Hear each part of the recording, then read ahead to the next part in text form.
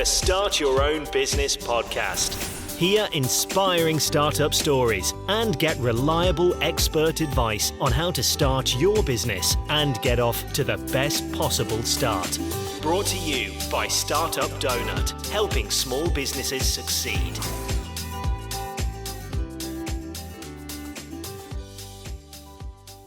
Hi there, thanks for joining us and welcome to the Start Your Own Business podcast. My name's Fiona and I'm your host. Business ideas can come at the most unexpected of times. For Steph Douglas, it was shortly after she gave birth to her first baby back in 2014 when she received many bouquets of flowers. Although beautiful and sent with the very best of intentions, flowers were among the things she wanted or needed least. Since 2014, she's built Don't Buy Her Flowers around thoughtfulness and human connection, developing the business's offer from gifts for new mums to thoughtful gifts for any occasion for men, women, kids and teens. The Gloucestershire-based business now has 12 employees, a product range of more than 250 items and customers throughout the UK. In this episode, we hear Steph's fascinating startup story. We'll discover what key lessons Steph learned when starting her business, how she overcame the key startup challenges she faced, and how she grew Don't Buy Her Flowers into the highly successful business it is today. Before we chat to Steph, let's find out how Sage and how Copilot can help small businesses just like yours. To be honest, work had been a slog. I'm a designer, but some nights I was chasing invoices like my full-time job. Now Sage Copilot chases my invoices for me. I just need to click a button and it's done. And I get paid 1 week faster. Sage Copilot is built with over 40 years of experience helping real businesses like Sophia at Solver Design. That's more than artificial intelligence, that's authentic intelligence. Search Sage Copilot to learn more. Working with 21 customers, each round payments came in 7 days faster with Sage Copilot. T's and C's apply.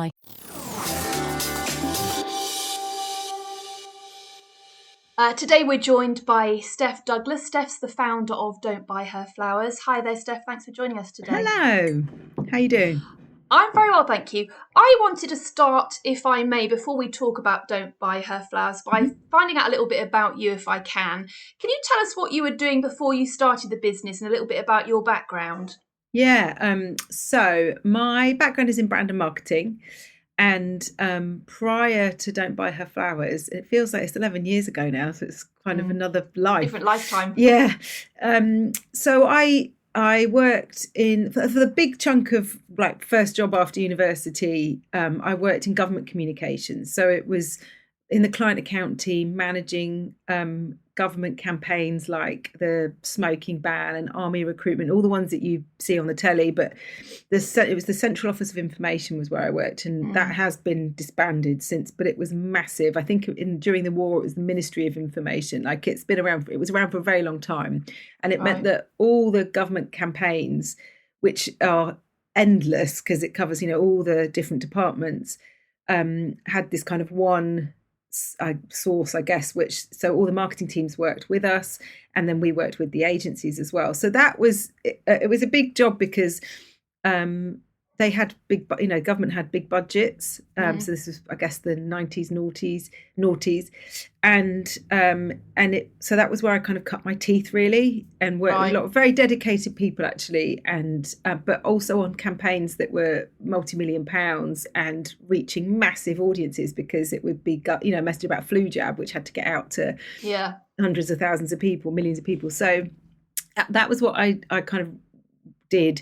And then I was just before Don't Buy Flowers. I was at EDF Energy because I was working on their London 2012 sponsorship in a similar role, kind of coordinating all the different elements of a marketing campaign. And I was pulling that together. But it was for the sponsorship rather than for utilities, which I think I would have struggled to be as excited by. But Olympics was really fun. So managing lots of people, I think, but coordinating lots of people and then trying to get projects to stay on track, stay online in terms of messaging, budget, that kind of thing. Yeah. And I understand you also had a blog too. So the blog came about after I had my second baby, and it was a step towards the business actually. So it was kind of, I wanted to I had this idea for the business that was burning after I had my first baby and got sent loads of flowers, and thought, well, that's a mad gift to give someone who is completely exhausted and spent and everything else. Another thing to look after, really. Yeah. Which was the crux of the idea. But I'd gone back to work after my first baby. I had 12 months maternity, went back after the second one, similarly had about another year. And it was like, I know I want to do this thing. This business idea was burning, but I don't know how to get started. I didn't know anything about retail, particularly, or e-commerce. And it was like, I don't know how to get to that, but I do love writing. And I think I was really connecting with people just in my world, like friends or whoever, where I was talking quite honestly about motherhood and relationships. And I was saying how I was finding it, which was very different at the time to what I was seeing online or what I was hearing other people say, which was all like, oh, it's so magical, and it's, you know, and we're all dressed in white, and we, you know, we can make our homes beautiful at the same time, and all this stuff. And I was like, this is really hard. It's hard on my relationship. It's hard on me. Like, amazing. I guess that's the biggest challenge. It's this total dichotomy of this biggest love I've ever felt with I find this really hard, and sometimes it's lonely, and it makes me really angry at my husband because I'm resentful, and just all these things that were going on. So I started to write, and I'd written when I was a kid. I'd gone on, because I was so cool, I was on writing courses with my weekends. I loved writing, and I just hadn't done it for a long time. So I kind of got back into it, but really, and it sounds really strategic, but it wasn't.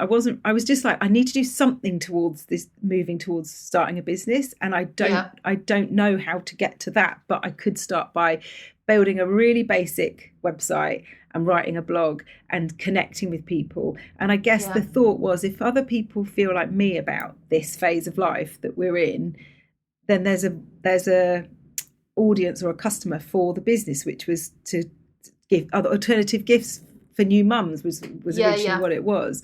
So it was kind of, I guess it was like wanting to do something for me. I'd gone back to work. I was doing 3 days a week, and I struggled to feel as passionate about it as I had, because I'd sit in a meeting and I'd be like watching the clock, because I had to leave at certain times. I had to get to nursery to pick up, and there were 6 people in a room talking about a full stop on a poster and where it should go, and just thinking, and I don't mean that to dismiss people's jobs, but I just was like, I don't, this feels like such a imbalance of, I'm working really hard to be here, and then I've got to leave on time and rush back to my kid who I want to see, and it doesn't feel like this is quite worth it, like for me personally. So I think the writing was something that I then started doing whilst still at work, and I loved it. And actually posts were going viral, and I was connecting with people, and I found a really amazing community as well of writers, and who are so Sarah Turner, who's the Unmumsy Mum, and Katie Kirby, Hurrah for Gin, and Brummy Mummy, who has a massive platform. Like,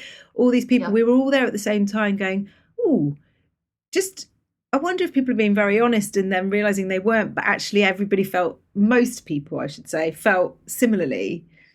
And we're trying to navigate it, and it was funny, or it might make you cry, or it might make you feel less alone, and that was really powerful. But also I think if you can connect with people, and again I'm saying this in hindsight, then that's what a business should do. Like, if you're trying to sell a product, you should be connecting with people. And so there's more to it than just some stuff in a box. It was about that connection and empathy, and that's why people send our gifts. So it does all tie together, and it sounds really smart, and I don't think I didn't go into it like a Machiavellian, this is how I'm going to do it. I'm going to take over the world. Yes, but it made sense to me, because I was very much in that world. I was having I had 2 babies, and I'd started the business, and then I had another one a few years later. So and I was surrounded by people who felt the same. So you sort of mentioned that you had the kind of kernel of the idea for the business sort of early on. Have you got like an entrepreneurial background? Do you have sort of family who are running their own business? Do you have a kind of model to go by? Not really. I mean, in terms of my parents, my mum was a nurse and my dad was a solicitor, and then became a vicar when I was like 11, which was torturous, because, you know, the embarrassment of that was, I was so mean to him. But no, my grandparents on both sides were, one was farming, and they had a cafe and the others were in greengrocer, something to do with greengrocers, and they were entrepreneurial, but it wasn't something that I saw growing up at all. Yeah. It was Yeah. very much, I tripped my way into it. And I don't, when people, I think probably sometimes it's a barrier when people talk to you about what your 5-year plan is and stuff. I wasn't thinking beyond, I'm going to pack some boxes in my spare room. Yeah. I didn't have a plan particularly, but it didn't have a massive cost to me when I did start, because I did it all myself. And do you know what? So it wasn't like where we are now, where there's lots of costs and overheads. It was very low. And I think that would be my recommendation for anybody. Yeah. Do it as much as you can yourself and as cheap as you can, because then you can see, do you enjoy it? Has it got legs? You can test the load of stuff before you start piling in debt and borrowing money and all the other stuff, which makes it so much more complicated when you do. Yeah. So that was back in 2014. You'd had your baby, you'd received all these flowers. You thought, oh, hang on a minute, this is rubbish. This is not really. So it's lovely that people have thought. Well meant. You always have to make sure you say that, because I know people would get offended. But no, it's just not particularly thoughtful. I also think there's something. I felt this more recently. I didn't think it at the time, but I think there's something quite old-fashioned about it, because I would say that now a lot more women work than they did in, say, my mum's generation. And if you really like flowers, you maybe have a subscription, or you can buy yourself. In the words of Miley Cyrus, I can buy myself flowers. Yeah. So it's a pretty gift that someone has to do something with, that women were traditionally given. Yeah. That maybe doesn't fit quite so well in our world now. And I don't mean that I'd like it. Sometimes it's lovely to get flowers, and every now and then someone will buy me them and be like, oh, I thought you probably don't get them that much. And I'm like, well, no, I don't. And it's beautiful. But I think when someone's bereaved, or they've hosted you, it's a thank you, or going through miscarriage, which actually has become quite a big reason why people send our gift boxes, like that thoughtfulness that you could put something together that's a care package that has TLC in it, and them, so you've thought about, I know that they love a bath, or actually no, I know they love a shower, or I know that they love a cat, whatever that is, comforting, that kind of thing. That's really what we do. And there's lots of occasions when I think that can be better than flowers. Yeah. So you mentioned that you started from home packing boxes yourself. Yeah. I think you started with something like 4 products, and you were sort of doing it all yourself. It's obviously taken off, and you've great success, and you've now got something like 250 products. I think I saw on the website. Yeah. So did you deliberately start small with a plan that it would always sort of grow into something else, or did you start small just because it was, you intended to just have a little thing on the side? I think it was to do with cash flow partly, because it was like, right. And also I think I didn't at that point, because it was just gifts for new mums. That was how we kind of marketed it. It was 3 specific, so it was 3 packages rather than products, but effectively, so it was like a care package, an essentials package, which had like dry shampoo and stuff in it.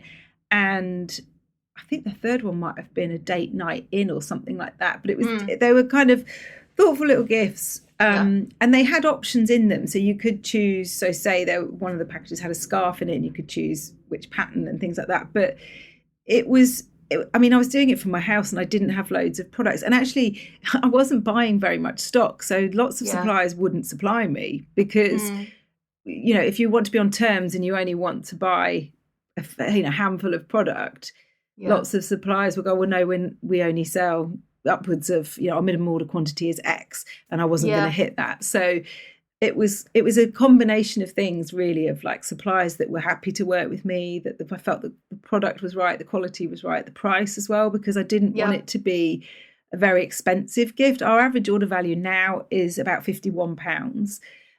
But people might send a package that's like 25 quid.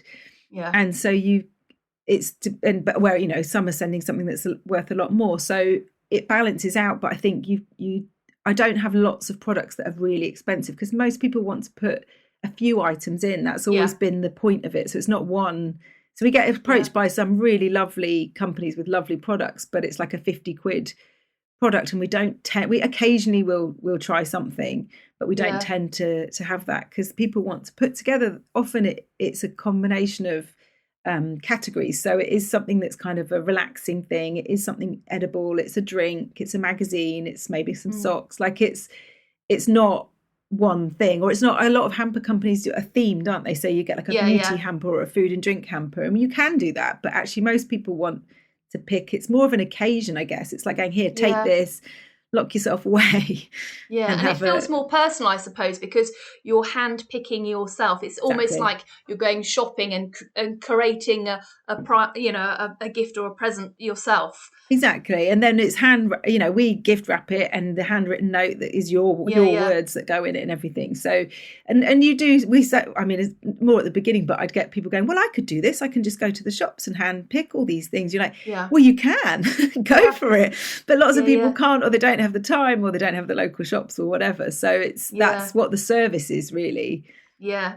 So you said that you've got product companies coming to you now, but presumably you were picking the products yourself initially. How did you go about doing that?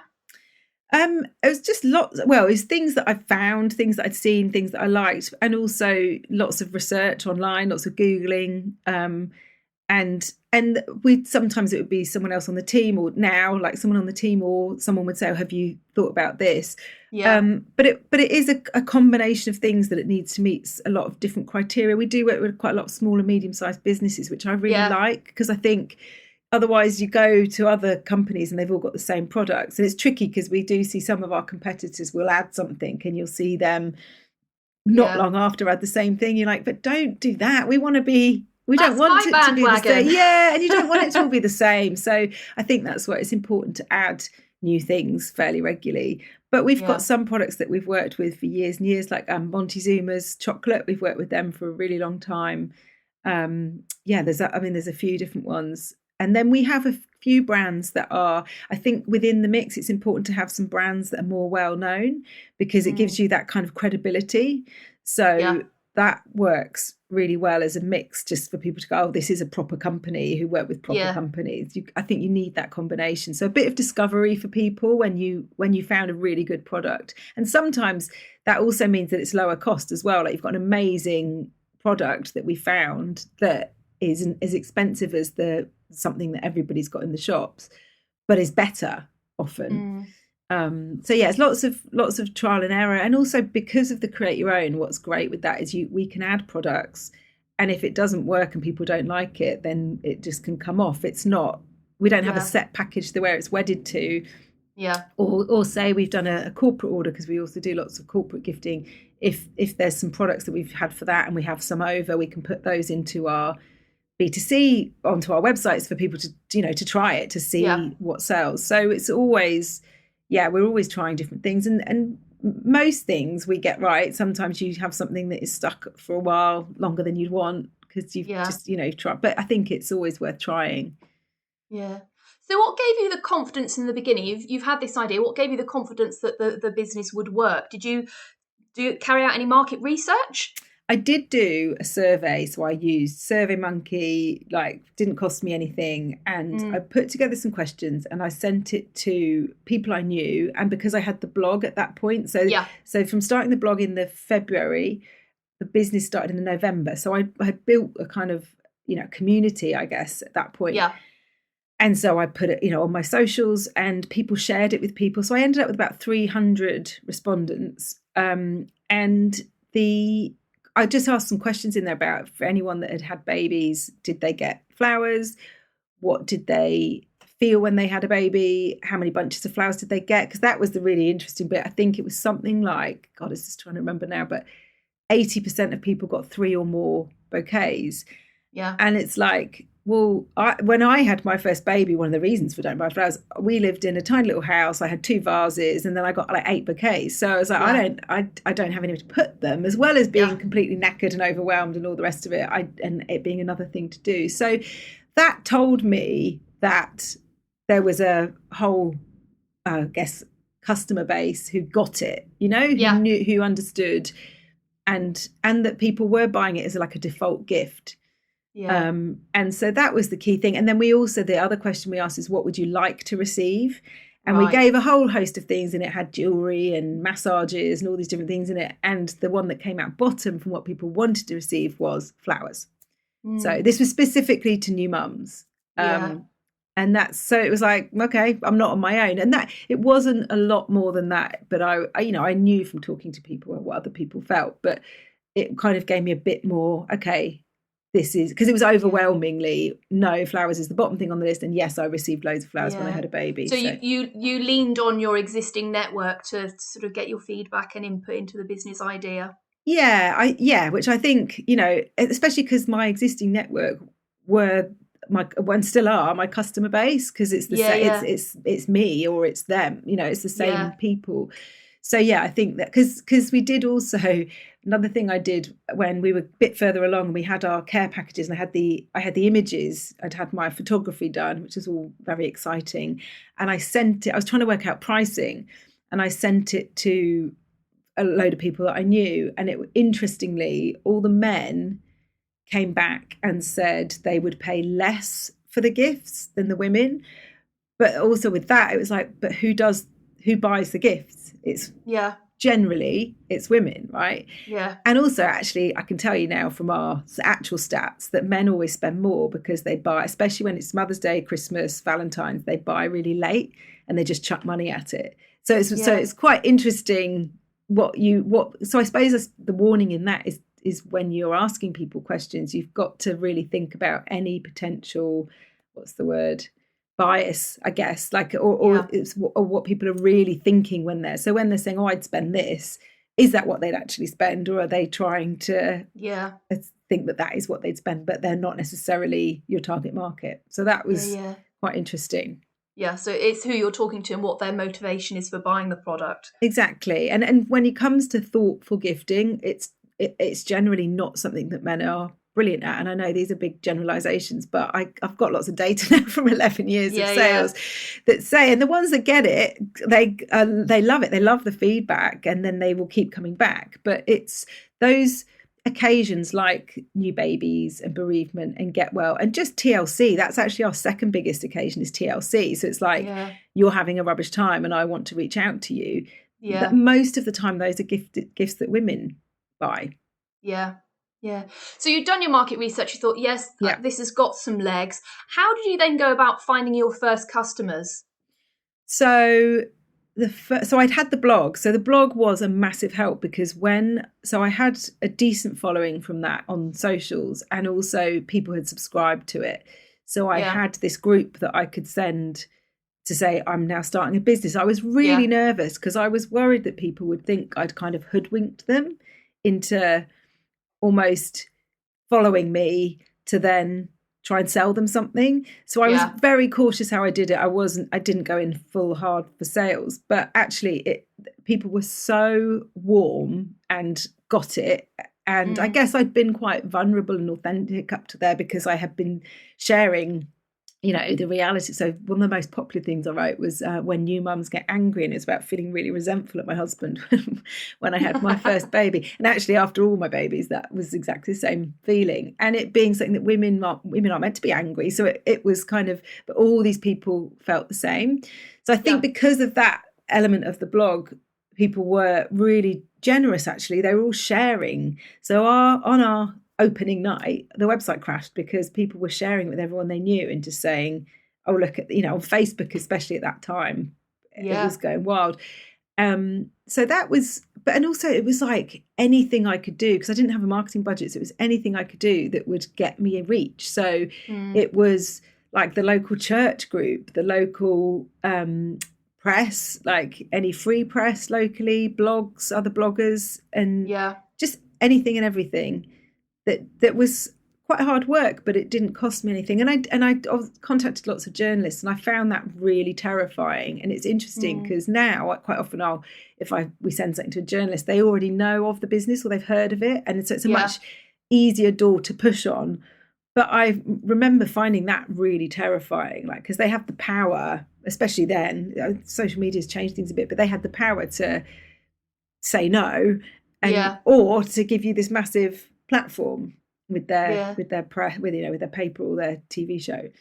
So I suppose that this kind of necessity in having no money is the mother of invention. You sort of have to be creative about how you market the business, who you speak to, who you you try selling to first. But and I think storytelling as well, like this was about being a new mum that lots of people identify. So that's where the blog does fit in really well. That people identified with that. They remembered that feeling. Even older generations who weren't necessarily in that baby zone anymore, they remembered that feeling as well and found it quite emotional. So it was again, all about connection.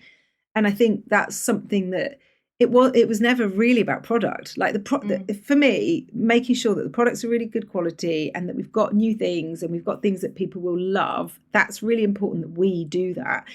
But it's not really what the customer is coming to us for, if that makes sense. That's almost like that has to be done. That's a kind of business essential. But the bit that they're coming to us for is that connection. What they want in some way, it's human connection, that they're connecting with somebody.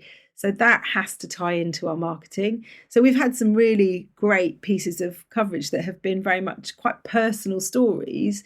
And I think as a small business, I've said this before, but like the John Lewis ad, which everyone's got an opinion on. And sometimes I think people are looking for an opinion. Everyone wants to have, a different opinion on it. But actually what John Lewis are trying to do is connect with customers, and it's human connection. That's what they're spending probably millions of pounds on. And that's the power that small businesses have, that you are a human and you're very much at the forefront of your business, and you've identified something that you feel is missing in the world, whether that's a service or a product or whatever else. And there's a reason for that. And I think that's the bit that you have to get across, because it's what connects people to why they'll choose you over someone else. And big companies are spending millions to try and achieve that. To try and capture that feeling that you get from dealing face to face or with a small firm where you've got a connection. So we've obviously talked about the fact that you started the business when your children were really rather young. As a small business, you have to juggle loads of different hats, and that's difficult enough on its own. But adding the kind of extra complication of having children, how did you manage that? Have you got any tips for someone who's in a similar boat to you? I think so. I had the oldest two, who are now 13 and almost 15, which is terrifying. They were 2 and 3 when I started, and but I didn't have a lot of responsibilities in that I didn't have a team. It was me. I could work around the clock if I had to. Like, I was tired, but I guess I was excited. I look back at that period now with such fondness, and anyone that's in it probably doesn't feel that now. But in a couple of years, you may well look back and go, oh, that was much less complicated, because you didn't have to worry about pensions and, I don't know, VAT to the same degree, all that stuff.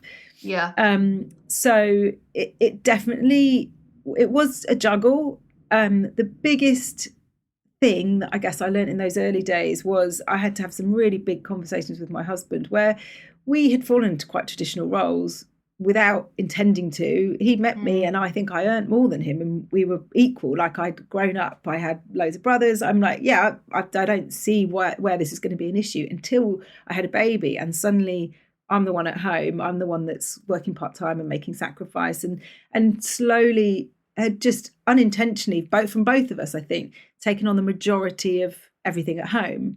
Like a lot of women do, because that's what we potentially saw our mums do, and that's what we're shown in every films and it's changing, but 10, 11 years ago. And so I did struggle in the beginning, because I was just piling on more, and I think that's what a lot of women especially do. You're trying to run a business and still do everything you did before. You're not taking anything out.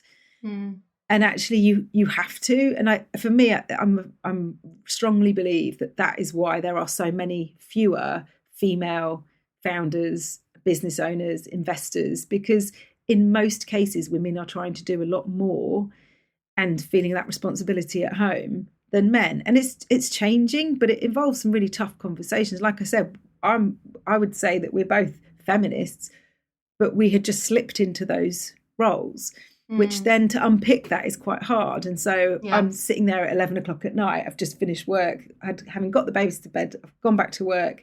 And then I'm doing a food shop, and I'm in tears on the sofa. And my husband's like, well, what are you doing? I was like, well, I've got to do the food shop now. And he's like, well, I could do that. I was like, well, okay. And it was like, and then And the first couple of times he did it was dreadful, and we had nothing to eat, and didn't look in the cupboards and all that stuff.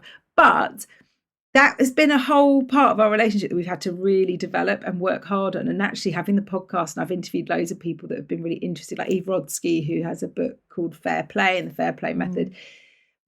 You have to go back like 10 steps to work out what you're doing before you can fix it. But I just think it's crucial to any woman trying to run a business who has a partner. It doesn't even have, it's not necessarily a male partner. If you have a partner and you are somehow not particularly equal at home, you might need to have some big conversations about how you're going to better juggle that, rather than it being something that one person takes on and then wonders why they're completely spent and burnt out and not able to really make a success of their business.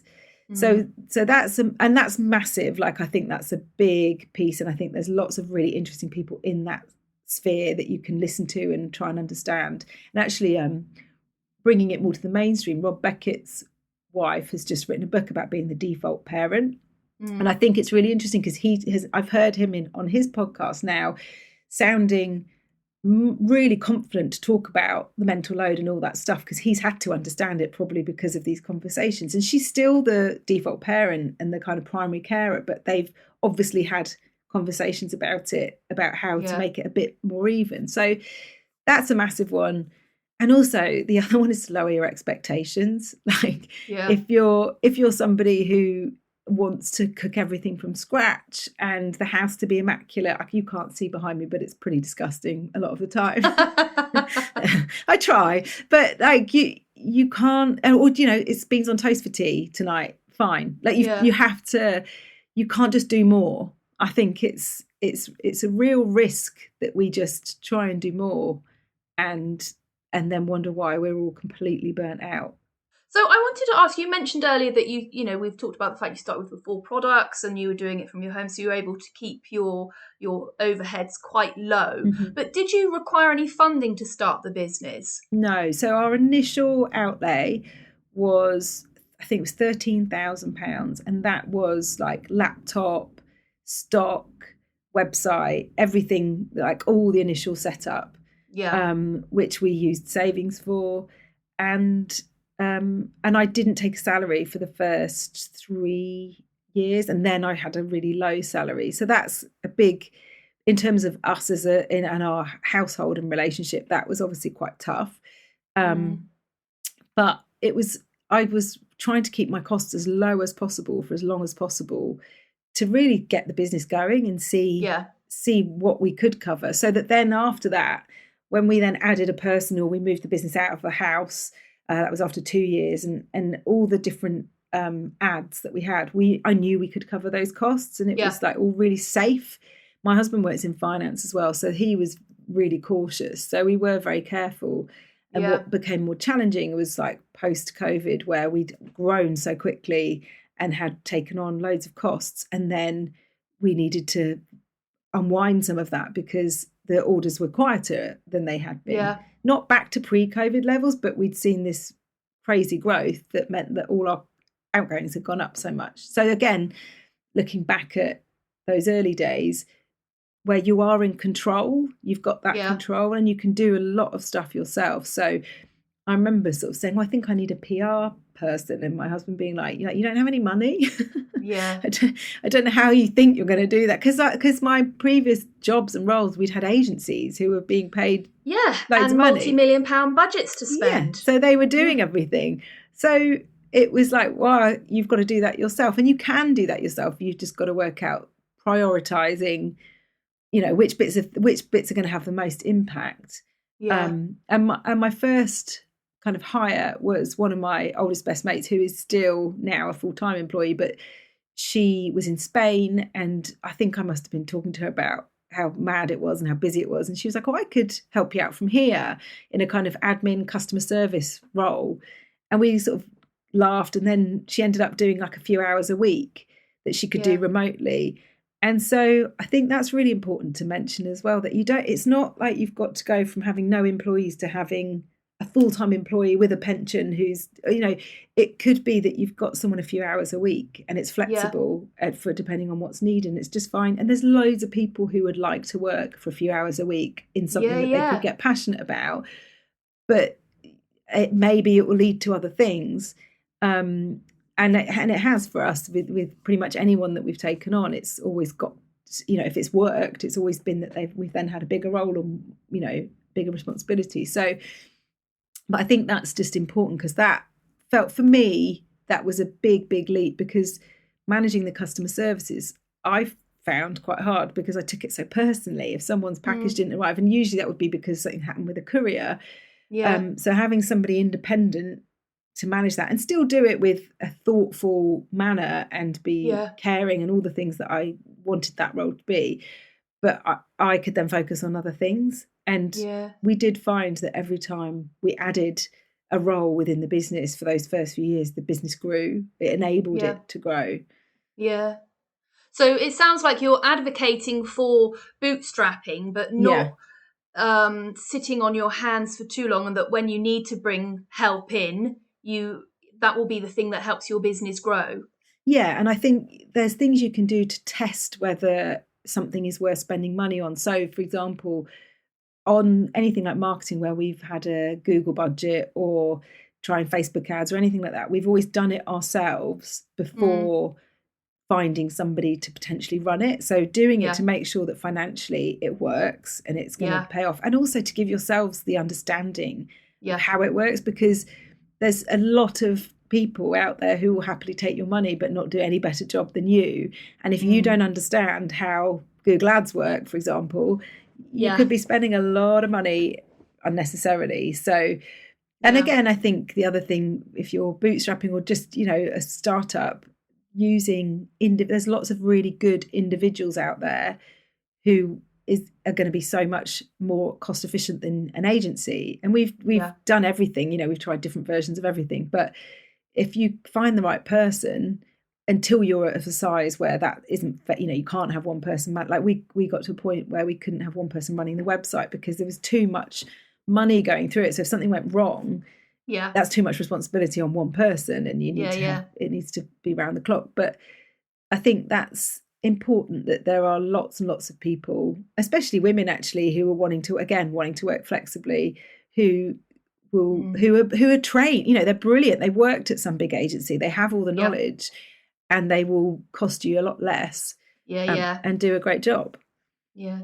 So it's that, I know that you mentioned earlier that you moved into a warehouse and you took someone on relatively early. I mean, within a couple of years, I think you had moved out of the house and into the warehouse. So can you tell us about the kind of next phase of journey, what happened next? Yeah. So after 2 years, when I was still at home for the last year or so, I had people coming into the house, 2 girls from the local college that would come after school a couple of days a week and pack boxes. So that was kind of, again, that stepping stone of handing that over. Because initially I was like, well, no one's going to be able to pack boxes like me. I'm a dab hand with the sellotape. Exactly, me and my ribbons. And actually it turns out they can. And now actually they're all better at it than me. But we had that, and then it was my brother saying, oh, I could run the business from here, and he's in Gloucestershire. And the house was full of stock, and I was like, I don't know what to do next. But I live in Richmond, and any place to rent would be so expensive. Yeah. So I was like, I don't quite know how I'm going to take that next step without finding loads of money or whatever. But yeah, so my brother took over in Gloucestershire, in Stroud in Gloucestershire, which is where I'm from, and we had a small space. Like I think it was either 400 square foot or 800 square foot, but relatively small. And initially it was just him, which is cute, thinking of him packing boxes. But it did allow the business to grow because it gave me capacity I was then sort of stepping away from operations. And it took a while. Like I'd be calling up and saying, oh, do we have enough of this? And do we have enough of this? And actually I had my third baby in 2017, which was in a way really helpful to mean that I was out of operations and they were fully in it. And so and they were growing the team. But the next phase, I guess it was just steady growth. So what we had from 2014 up to 2020, and when COVID hit, was really steady, like a lovely, quite predictable almost, which I didn't know at the time. But looking back, you go, oh, there's this line on a chart, which is really steady growth. We were adding new products and things. So we started a partnership with Stand Up to Cancer. We added the Create Your Own gift where people can handpick what goes in it. So that came, I think, about 2 or 3 years in. Packages for men as well. So we were just broadening that out, but without going... I mean, there's been times definitely we've added more than we should, if that makes sense. Yeah. Or we thought, oh, we need a new product. I think the other thing is when you're dealing with marketing people, a lot of the time they'll kind of say, well, what's next? What's new? Yeah. And there's a risk that you then go away from what is at your core. And actually at our core is thoughtful gifting. And often it's the top selling products are the same year round, whether it's Christmas, birthday, get well or whatever. So you need to be able to add newness to that, but you don't need to be chasing, I don't know, gifts for grandparents or something, really specific. So that's kind of where we were in the run up to COVID. So yeah, it was just a steady growth and taking lots of opportunities to work with different people as things came up. We were starting to see some corporate gifting inquiries going on. So people, I think it was in the first year actually, Michael Page came to us and said, oh, we want to send gifts for, it was maternity returners. Would you be able to add some branding to them? We're like, okay, yeah, we can change up the colour of the tissue and the ribbon and we can add a logo to the tag. Yeah, we can do that. And then that evolved, but it was really when COVID happened that those requests suddenly became really frequent, but it came to us for quite a period. I wasn't going after it, and I probably could look back and go, actually, I could have gone after that market then. Yeah. But actually, we then hit COVID and grew 600% by the end of 2020, and it was very intense. So challenging for you in a different way to how a lot of small businesses experience things. Yeah, and it was keeping everybody safe, being aware of everybody's nervousness, especially it's hard almost to remember that beginning bit when everyone was scared, but and there were so many rules and you didn't know what they were. And my initial reaction after Boris Johnson's first announcement about lockdown, I was like, I think we just need to close, because I felt really wrong to stay open, because you're kind of thinking this is bizarre. We'd been on TV the week before on Lorraine, and it was the run up to Mother's Day was on the Sunday, and the announcement of lockdown was on the Monday. So it was just at that point that people were like, I'm not going to be able to see my mum this weekend. Yeah. And we were on the telly. So we saw this ridiculous traffic.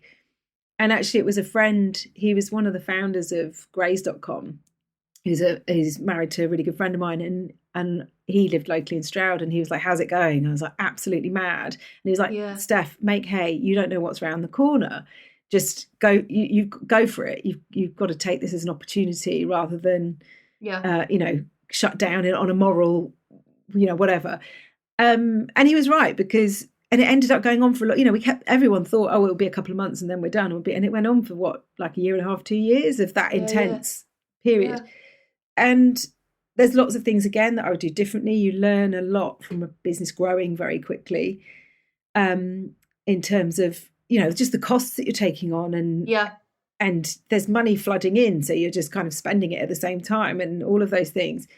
So that was just a kind of mad time. But I think ultimately people were wanting to connect with people and send really thoughtful gifts. And our team, I think I was worried that they would not want to be there. And actually they wanted to be at work, because it was also a bit of normality. And also you could see all these messages between people that we are doing.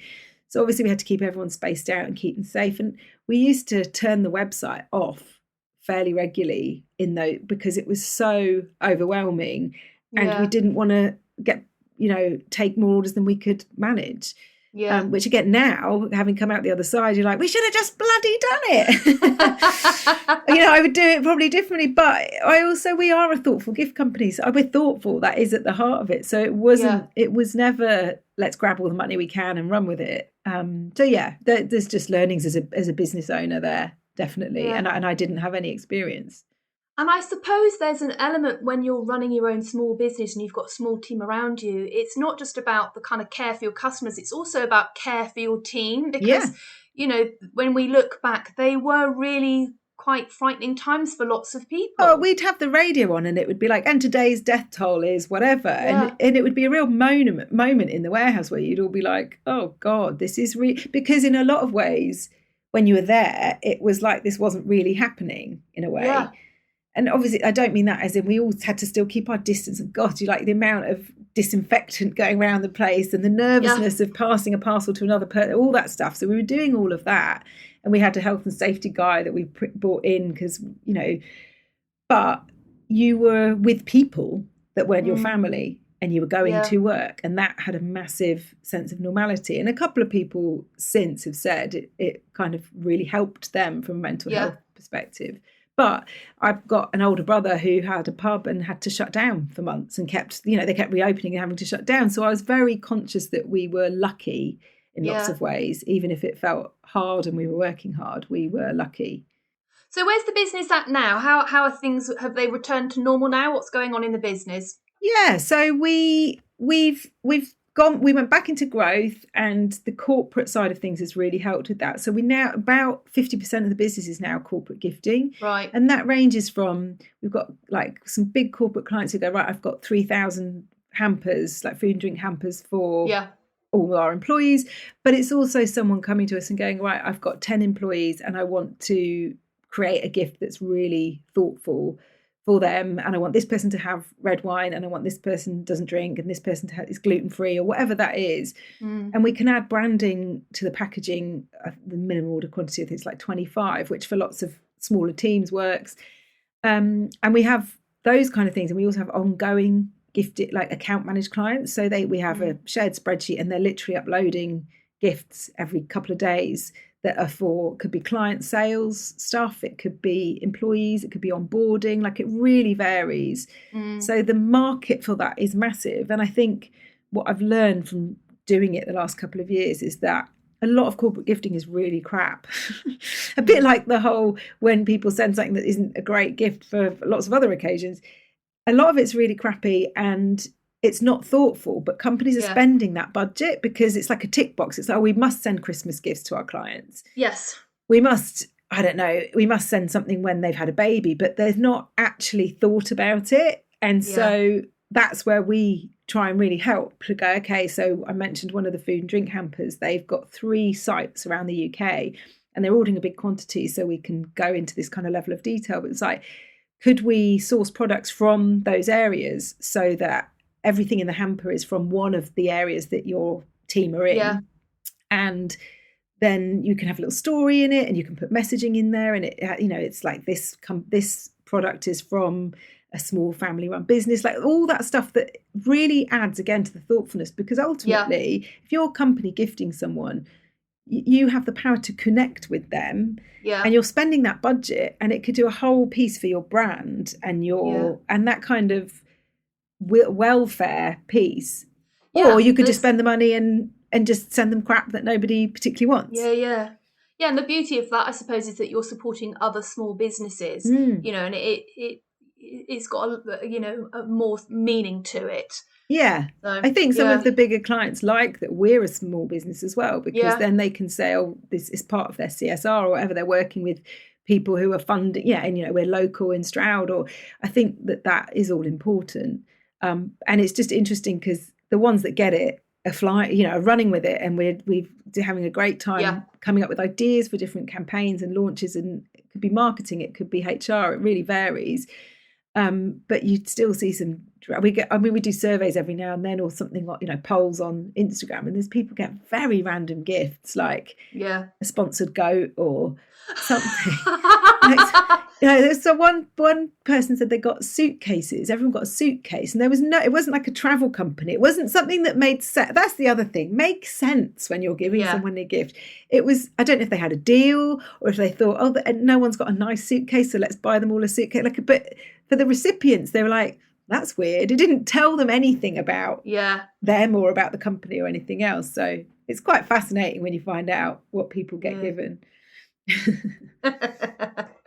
Yeah, oh, great stuff. I suppose you started out. We talked about that it was for presents, for gifts, for thoughtful gifts for mums, and that you expanded into gifts for bereavements or TLC packages, and adding then men and children and teens, and now the corporate side of things. So it sounds like it's been sort of quite an organic growth process for you. Yeah, I don't think I didn't go into going, and then we'll do this, and then we'll do that. I didn't. I would be lying if I said I did. I think there's always things now that I'm thinking of, or one day maybe we could do that. Yeah.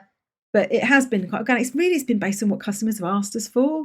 It's come to us before we've then done it, if that makes sense. And I guess that means that that there's somebody wanting that. Yeah. So would that be kind of one of your top tips really for people, is to listen to your customers? Yeah, I think get started, because I think you can really procrastinate. And I definitely, like we had a logo, and I remember, again, Ben from Grays that I mentioned, I was like showing him the logo, and what do you think? And he was like, just, okay, yeah, done, tick, done. What's the next thing? And I was like, I was going to spend weeks going back and forth on this logo. But he was like, you can change that. There's lots of things you can change. Even your product offering, you can change, and you're only going to know what works once it's live. So that whole, and I know it's different if you've taken investment and you've got all responsibilities and all those things, but if you are able to start small and go, right, so what works, what are we testing, what products do people actually want, what are they willing to pay for it, and all that stuff, you then discover really quickly exactly what people want. So we usually wrap up by asking our guests for their top tips for small businesses, and there are hundreds of things that I could pick out from our chat, but if you had to boil it down, what would your top 3 tips be? Okay, you can't do everything you did before and run a business on top, so that something's got to give, and you might have some quite big conversations.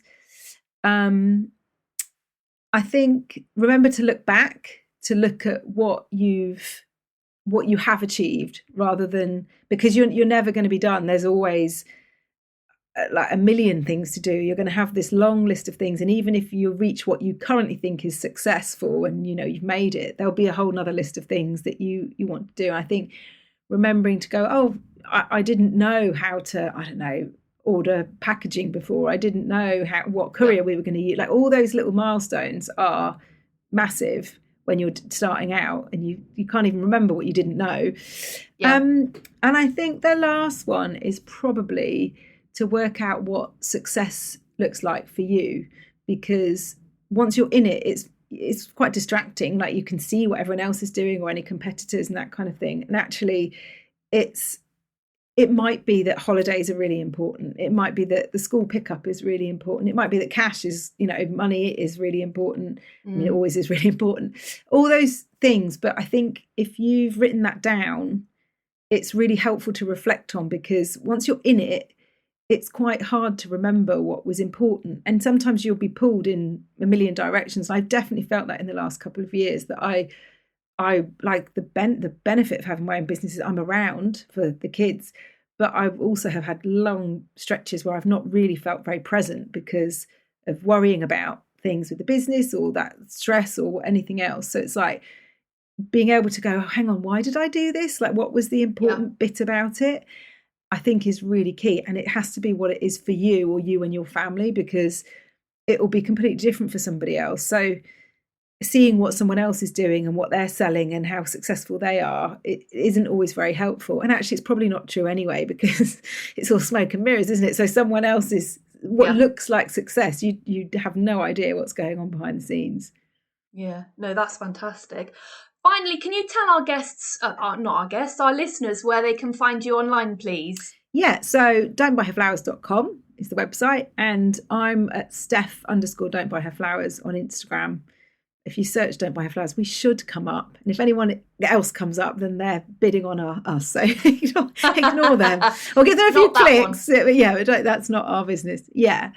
I think that's probably, and I'm always around on Instagram and things. And I do feel a real affinity with startups. I know it is, and it's hard. It's hard, right?